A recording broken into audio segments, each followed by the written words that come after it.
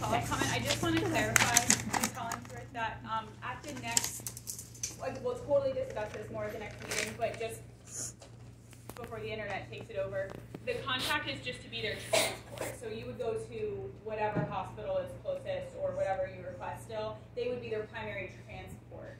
So they would do their transport if somebody had to go from one hospital to a different hospital. So that's like a wheelchair van service. Yeah. They also, like Guardian Angel used to be that. They didn't actually take you out of your home if you were having in cardiac arrest. I just wanted to clarify that Union Township wouldn't have to go to Mon Valley Hospital, that's all. So, but I'm confused. So you're saying they would still have an ALS, advanced life support, a medical on the Correct. It would be two different pieces. I just wanted to clarify. Thank you. Quick question. Thanks. Jefferson Hills, SEREMS, they are transport services as well, correct? Additionally, yes. That's how, from what I understand, a lot of EMS funds a lot of their emergency response, which I'm sure you can vouch for, is the transport is where they make the money. Sure. Okay, thank you. Alrighty, public comments? Yes, Linda Evans, 422 Parkview Drive. I just want to clarify a few things. Larry, you made a comment about the Braebender Cox thing. Maybe you didn't understand what I was.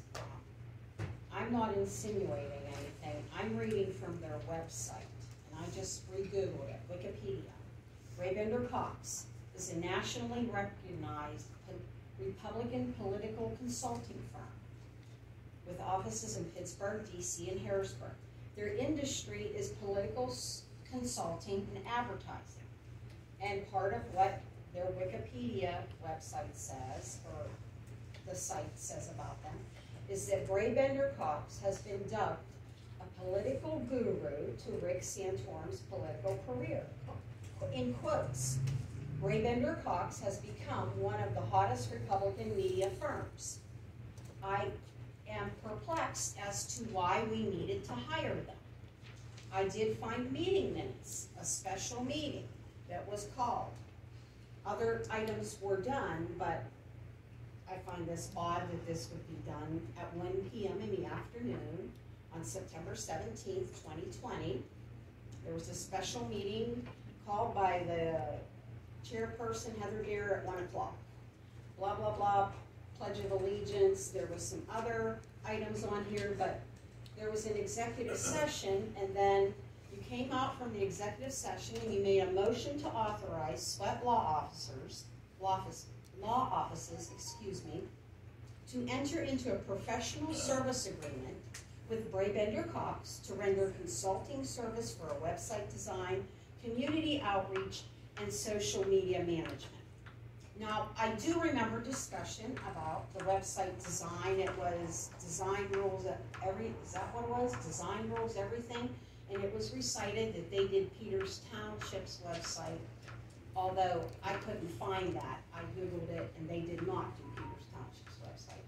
But I don't understand why we had to pay just in retainer fees, $31,500.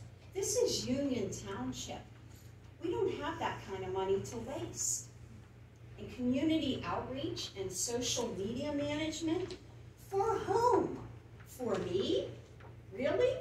Or maybe for Sandy? Or for this lady over here? I'm sorry. That is not an acceptable use for that kind of money, of our taxpayers' money, when we're discussing getting rid of our EMS services because we don't have $30,000. I'm very upset about this, as is many other taxpayers. I would also like to ask, how much are we spending on these workshops? How many workshops have we had about EMS? How many times have we sent employees up to the county to talk about getting some app? We paid for that. We paid the solicitor to reach out and write letters about getting an app. Rather than support this EMS, I would like to see the number of how many thousands of dollars that have been spent on that. And as a matter of fact, we talk about, you know, at the last meeting, we don't have enough money, or we don't want to spend the money. We're concerned about paying for an employee CDL license, $5,000. That's a lot of money. And I heard the discussion go on about, well, that's what the union wanted. No, you negotiated that contract. I've never heard of an employer that's your requirement as an employer. I was sitting up there. That's the employer's requirement to have a CDL, not the union. But you were talking about not having to pay for that. But yet we have endless workshops. We have the solicitor send letters to reaching out to whomever. We send employees to talk to commissioners about perhaps funding an app that was $18,500. This is all taxpayers' money being expended. And what came of it? Nothing. Nothing. We have nothing to show for it. And one other thing. As far as the Planning Commission, we need diversity. The Planning Commission or the planning agency is making recommendations to themselves, which is board members. That's ludicrous.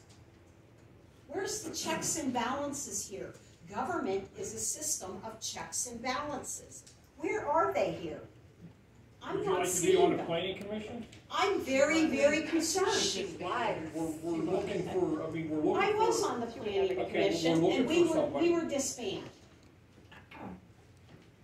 We were disbanded. I also put in a letter of interest to be an auditor. That was chucked as well. And my final comment is, I would ask the board to please be polite enough. Put your personal phones away and stop the texting. It's very distracting. At the very least, you can give the attention to the people that are here and pay attention to what's going on. That would be something that would be very kind if you could do that. And thank you. Okay, thank you very much. Mr. One Barna. more, yes.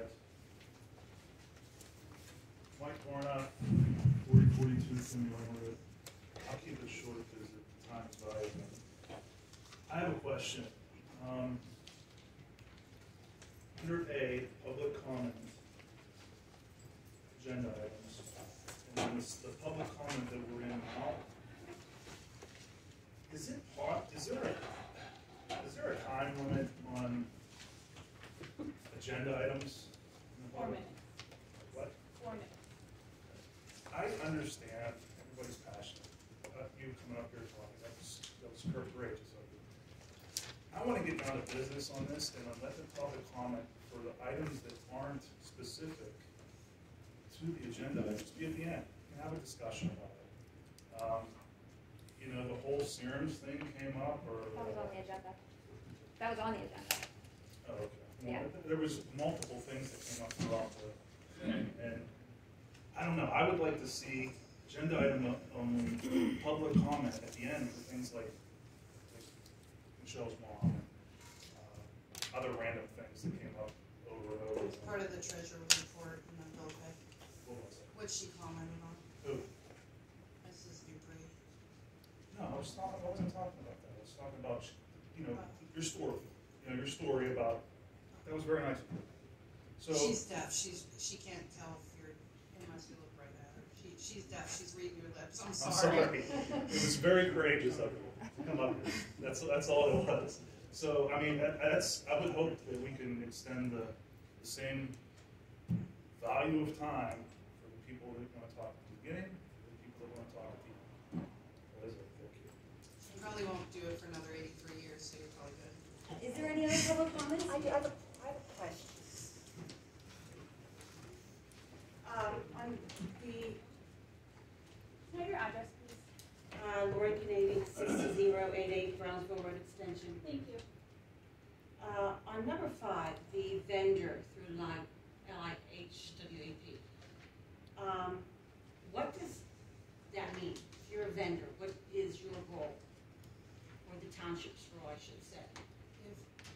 If I can help you, from what I understood from it, was there is certain residents that are applying for low-income reduction on their water and sewage. And since we are the provider of sewage for them, we have to sign up for them to be part of the program, if so is included. So what happens happens is instead of, so if there's a citizen that needs help paying their bill, and they apply through this, the low income sewer LIC or whatever.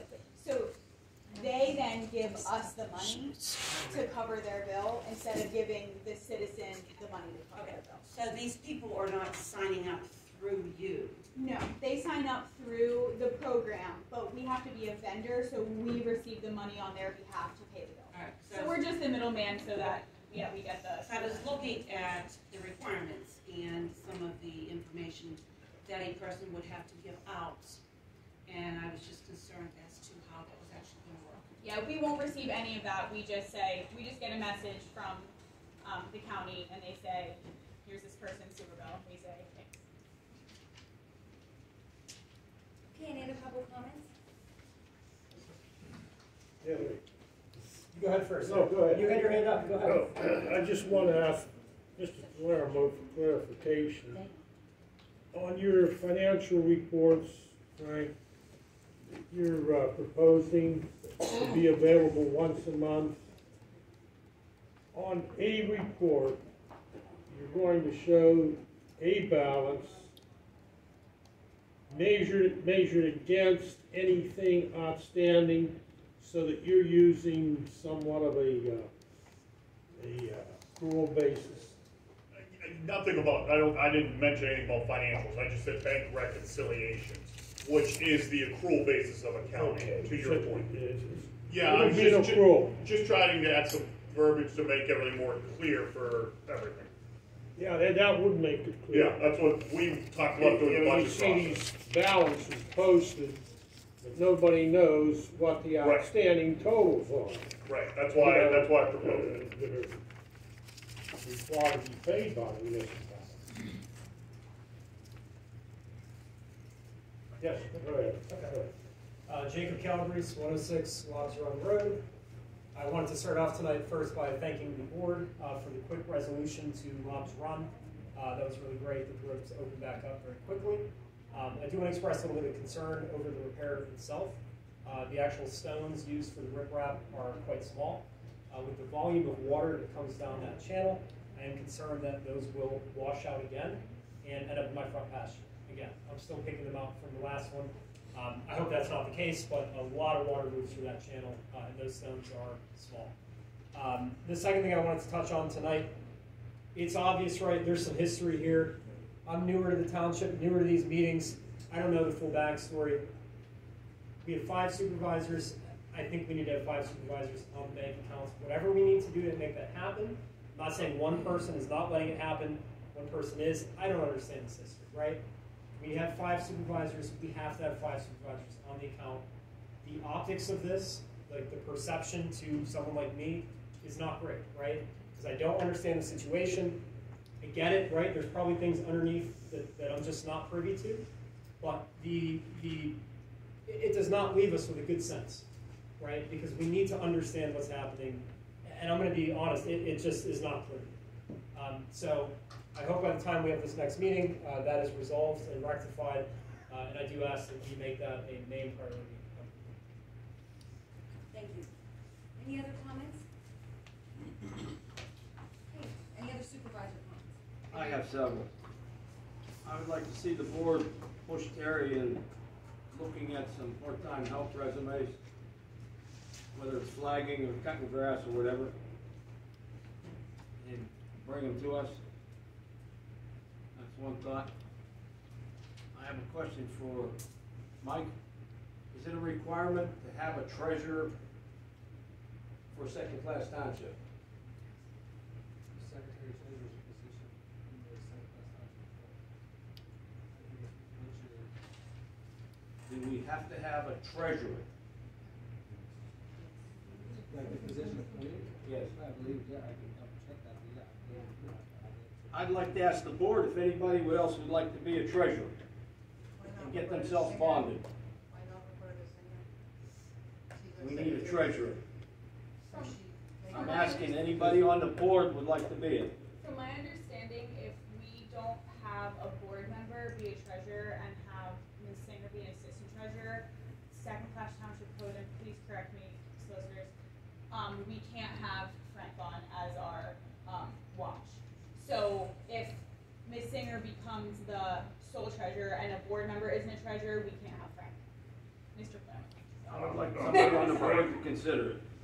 Rick, can I comment? I would never take what you took to protect and double watch finances like you're doing. This township financially collapsed in the early 2000s. And it's a weight to do what needs to be done up here. And to take the burden to be voting and spending money, and then on the back end, review all these bills and put your approve or deny on the bills. It's a weight. And it's not being done uniformly.